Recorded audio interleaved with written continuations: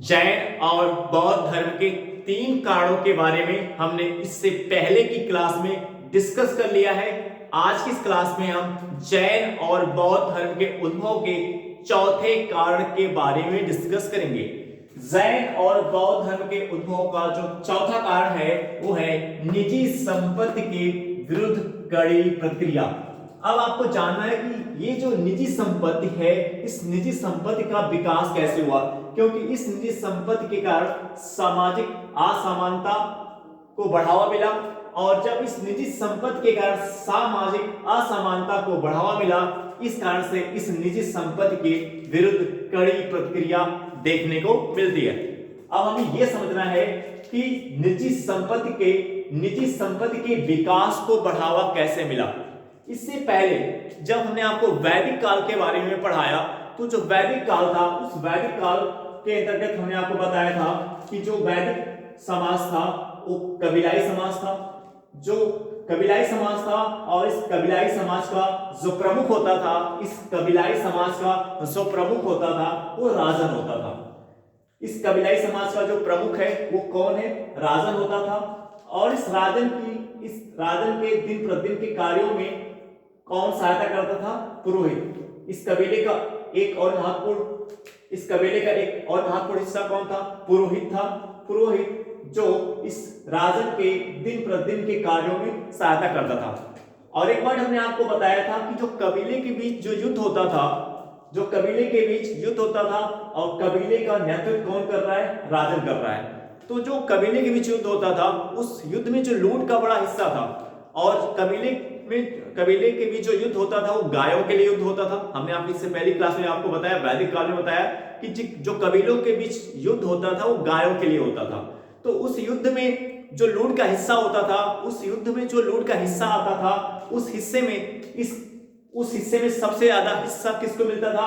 राजन को मिलता था और पुरोहित को मिलता था। यानी ये जो कबीलाई समाज था, इस कबीलाई समाज में जो लोग समूह में रह रहे थे, उस समूह में जो एक प्रमुख राजन था और एक पुरोहित था, इस राजन और पुरोहित को उस लूट का बड़ा हिस्सा प्राप्त होता था।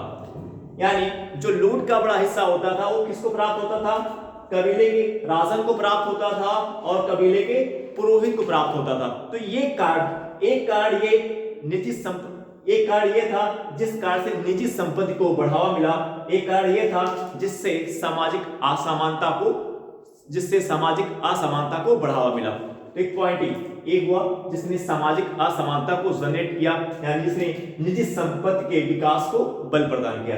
दूसरा कारण अगर हम देखें, दूसरा कारण क्या था? नई कृषि। निजी संपत्ति के विकास का जो दूसरा कारण था वो क्या था? नई कृषि अर्थव्यवस्था का विस्तार। निजी संपत्ति के विकास का जो दूसरा कारण था, नई कृषि अर्थव्यवस्था का विस्तार। नई कृषि अर्थव्यवस्था के विस्तार ने कैसे निजी संपत्ति को बढ़ावा दिया? तो यहां पे आप देखें, ये जो मध्य गंगा के मैदानी क्षेत्र थे, इस मध्य गंगा के मैदानी क्षेत्र में पूर्वी उत्तर प्रदेश, उत्तरी और दक्षिणी बिहार आते हैं। ये जो मध्य गंगा के मैदानी क्षेत्र थे, इसमें पूर्वी उत्तर प्रदेश और उत्तरी और दक्षिणी बिहार आते हैं। जब लोगों को लोहे के उपयोग की जानकारी हुई, जब लोगों को लोहे के उपयोग के बारे में पता चला, जब लोग लोहे के उपयोग करना सीख गए, तो ये जो मध्य गंगा के मैदानी क्षेत्र है, क्योंकि ये जो मध्य गंगा का मैदानी क्षेत्र था, यहाँ पे जो वर्षा लगभग 100 सेंटीमीटर के बीच होती थी। इस मध्य गंगा के मैदानी क्षेत्र में जो वर्षा थी वो लगभग 100 सेंटीमीटर होती थी। और ये जो मध्य गंगा के मैदानी क्षेत्र थे, ये घने जंगलों से घिरे हुए थे। और जब लोहे के उपयोग करना सीख गए, लोहे का इस्तेमाल करना सीख गए, तो इस मध्य गंगा के जो मैदानी क्षेत्र घने जंगलों से घिरे हुए थे, इनकी सफाई करने में मदद मिली। लोहे के इस्तेमाल से इस मध्य गंगा के मैदानी क्षेत्र के घने जंगलों की सफाई करने में मदद मिली। जब इस मध्य गंगा के मैदानी क्षेत्र के घने जंगलों की सफाई को बल मिला, यानी घने जंगलों की सफाई में मदद मिली, तो इससे कृषि क्षेत्र का विस्तार हुआ। मध्य गंगा के मैदानी क्षेत्र के जंगलों की सफाई से कृषि क्षेत्र का विस्तार हुआ और मध्य गंगा के मैदानी क्षेत्र के जंगलों की सफाई कैसे हुई? किस कारण से? लोहे के उपयोग के कारण। लोहे के उपयोग के कारण लोगों के द्वारा लोहे के उपयोग के कारण मध्य गंगा के मैदानी क्षेत्र के घने जंगलों की सफाई बड़े पैमाने पर की गई, जिससे कृषि क्षेत्र का विस्तार हुआ। और जब कृषि क्षेत्र का विस्तार हुआ तो इस कृषि क्षेत्र के विस्तार ने नए शहरों के विकास को बल प्रदान किया। इस कृषि क्षेत्र के विस्तार ने नए शहरों के विकास को बल प्रदान किया और इस कारण से एक पॉइंट ये बनता है जिस कारण से समाज में हमें निजी संपत्ति यानी सामाजिक असमानता देखने को मिलती है। और एक जो तीसरा कारण था ईसापुर 500 के आसपास सिक्कों के इस्तेमाल से व्यापार और वाणिज्य को बढ़ावा मिला। ईसापुर 500 के आसपास सिक्कों के इस्तेमाल से व्यापार और वाणिज्य को बढ़ावा मिला। जब व्यापार और वाणिज्य को बढ़ावा मिला तो इससे लोगों की आय में वृद्धि हुई और लोगों की आय में वृद्धि ने निजी संपत्ति को बढ़ावा दिया और इस निजी संपत्ति ने किसको बढ़ावा दिया? सामाजिक असमानता को। इस निजी संपत्ति ने इस सामाजिक असमानता को बढ़ावा दिया। तो आप यहाँ पे देख सकते हैं 3 कारण है जिसने निजी संपत्ति को बढ़ावा दिया और जब निजी संपत्ति को बढ़ावा मिला तो सामाजिक असमानता को बढ़ावा मिला और इसके विरुद्ध हमें कड़ी प्रतिक्रिया देखने को मिलती है। निजी संपत्ति के विरुद्ध हमें कड़ी प्रतिक्रिया देखने को मिलती है। क्यों? क्योंकि यहाँ पे अगर हम देखें, क्योंकि जो पुरानी जीवन शैली के लोग थे उन्हें पुराने जीवन शैली के लोगों को चांदी, तांबे, संभवतः सोने के सिक्कों का उपयोग और संचय पसंद नहीं था।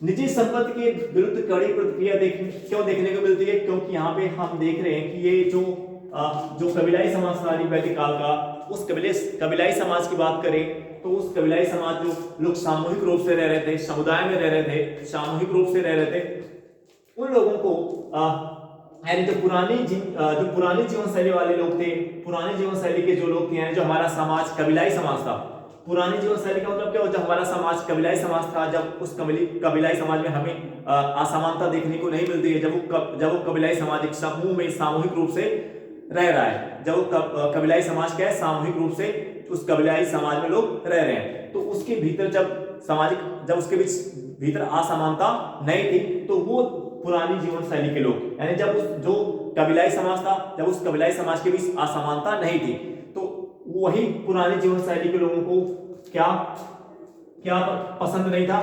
पुरानी जीवन शैली के लोगों को चांदी, तांबे, संभवतः सोने के सिक्कों का इस्तेमाल, पुरानी जीवन शैली के लोगों को चांदी, तांबे, संभवतः सोने के सिक्कों का उपयोग और संचय पसंद नहीं था।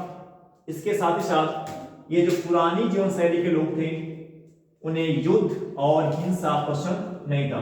पुरानी जीवन शैली के लोगों को युद्ध और हिंसा पसंद नहीं थे। इसके साथ ही साथ इस पुरानी जीवन शैली के लोगों को नए घर और कपड़े पसंद नहीं थे। परिवहन की आरामदायक व्यवस्था भी इन्हें पसंद नहीं थी। तो ये जो पुरानी जीवन शैली के लोग थे इन्हें नए घर और कपड़े पसंद नहीं थे। इस पुरानी जीवन शैली के लोगों को परिवहन की आरामदायक व्यवस्था भी पसंद नहीं थी। तो ये जो पुरानी जीवन शैली के लोग थे ये अपनी उसी जीवन शैली में लौट जाना चाहते थे जैसा ये पहले थे, यानी जैसा पहले का समाज था, कबीलाई समाज था जिसमें सामाजिक असमानता देखने को नहीं मिलती है, तो वो उस समाज में जाना चाहते हैं। अब यहाँ पे अगर हम बात करें तो यहाँ पे आप देख सकते हैं जो जैन और बौद्ध धर्म है, यदि हम जैन और बौद्ध धर्म की बात करें तो जैन और बौद्ध धर्म में जो जैन और बौद्ध धर्म में हमें देखने को मिलता है कि जैन और बौद्ध भिक्षुओं को जीवन की आराम पसंद चीजें त्यागने को कही गई। जैन और बौद्ध धर्म के अंतर्गत हम देखते हैं कि जैन और बौद्ध भिक्षुओं को जीवन की आराम पसंद चीजें त्यागने के लिए कही गई।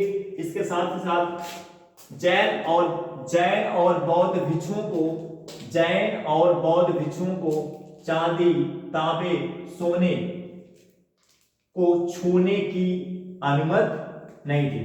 अब यहां पे आप देख रहे हैं ये जो पुरानी जीवन शैली के लोग, ये जो लोग अपनी पुरानी जीवन शैली में लौट जाना चाहते हैं, अब उन्हें एक ऐसी धर्म की तलाश है और एक ऐसे धर्म की तलाश है जहां पे जिस धर्म जो सामाजिक असमानता को बढ़ावा न दे।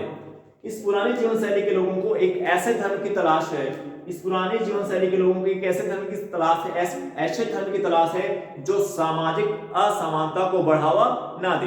तो अब ये हमें वो कौन सा धर्म है जहां पे हमें दिख रहा है कि ये सामाजिक असमानता को बढ़ावा नहीं दे रहा है? जैन और बौद्ध धर्म। यहाँ पे आप देख रहे हैं कि जैन और बौद्ध भिक्षुओं को जीवन की आराम पसंद चीजें त्यागने के लिए कहा गया, और एक पुरानी जीवन शैली में जो पुरानी जीवन शैली के लोग हैं उन्हें ये पसंद है। जो जैन और बौद्ध भिक्षुओं को जीवन की